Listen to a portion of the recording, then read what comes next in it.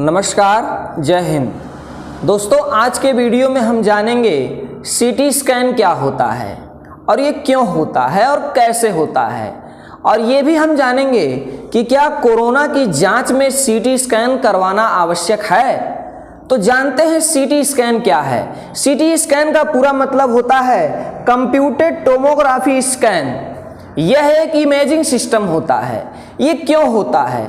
देखिए, जब हमारे शरीर के अंदरूनी हिस्से में कोई चोट लग जाती है, जैसे कि हमारे ब्रेन में कोई चोट लग गई है, या हमारी मांसपेशियों से जुड़ी हुई कोई समस्या है, या हमारे अंदर क्लॉट है, या ऐसी ब्लीडिंग हो रही है, और ऐसी बीमारियों के बारे में जब डॉक्टर को ठीक अंदाजा नहीं लग पाता है तो वो सीटी स्कैन की सलाह देते हैं।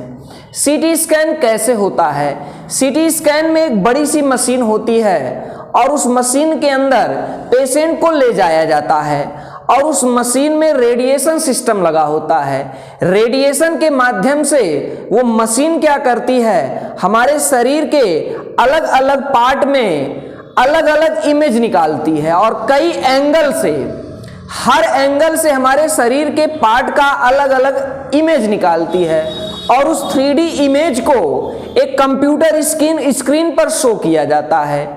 डॉक्टर उस स्क्रीन में उस इमेज को देखकर ठीक पता लगा लेते हैं कि हमारे शरीर में, हमारे शरीर के अंदर क्या पार्ट इफेक्टेड है, किस पार्ट में दिक्कत है।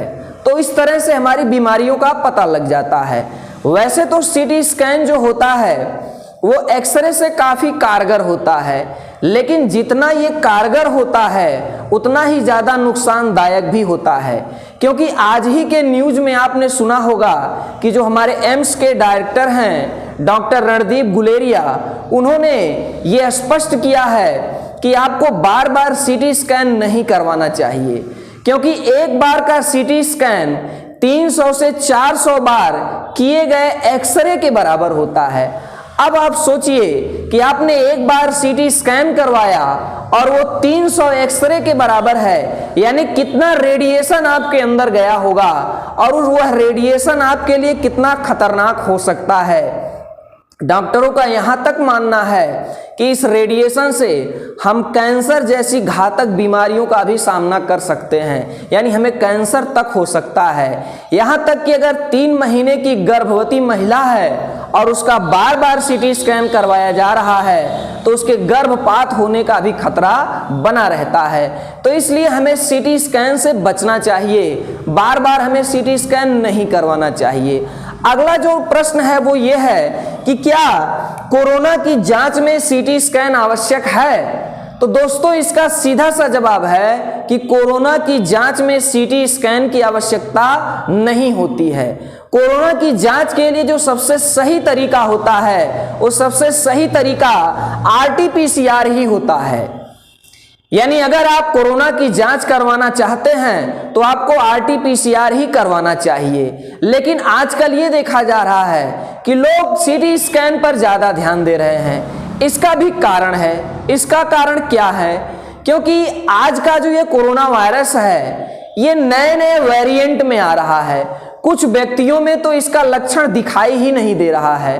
कभी कभी तो ऐसा देखा गया है रेयर कंडीशन में कि कोरोना पॉजिटिव होते हुए भी व्यक्तियों का RT-PCR निगेटिव आ जा रहा है और उसके अंदर कोरोना के सिम्टम दिखाई दे रहे हैं, जैसे सांस फूलना, ऑक्सीजन की कमी हो जाना।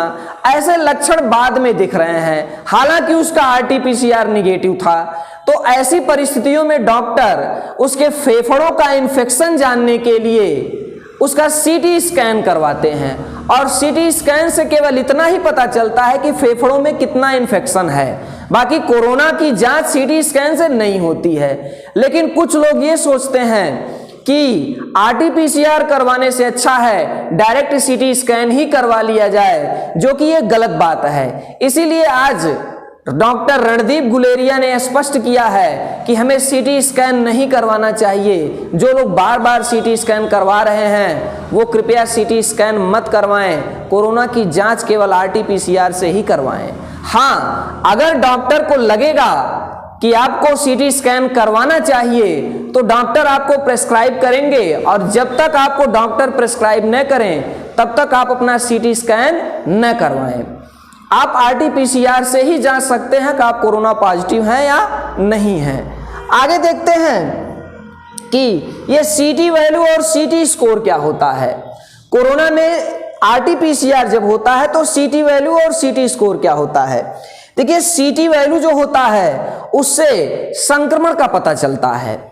सीटी वैल्यू जितना ज्यादा होगा संक्रमण उतना ही कम होगा, और सीटी वैल्यू जितना कम होगा संक्रमण उतना ही ज्यादा होगा। आईसीएमआर ने तो सीटी वैल्यू को 35 निर्धारित किया है, यानी अगर आपका सीटी वैल्यू 35 या 35 से कम है तो आप पॉजिटिव होंगे, और अगर आपका सीटी वैल्यू 35 से ज्यादा है तो आप निगेटिव होंगे। वहीं सीटी स्कोर क्या है? सीटी स्कोर से फेफड़ों की क्षति का पता चलता है कि आपका फेफड़ा कितना डैमेज हुआ। अगर सीटी स्कोर ज्यादा है तो मतलब आपके फेफड़ों में ज्यादा डैमेज हुआ है, आपका फेफड़ों का ज्यादा नुकसान हुआ है, और सीटी स्कोर कम है तो आपके फेफड़ों में डैमेज कम हुआ है। तो दोस्तों, आज की जानकारी आपको कैसी लगी? इस वीडियो को शेयर करिएगा, ज्यादा से ज्यादा लोगों के पास पहुंचाइए, और साथ ही आप ध्यान रखिए कोरोना की जो गाइडलाइन है उनका पालन करिए, अपने आप को बचाइए और अपने परिवार को बचाइए। नमस्कार।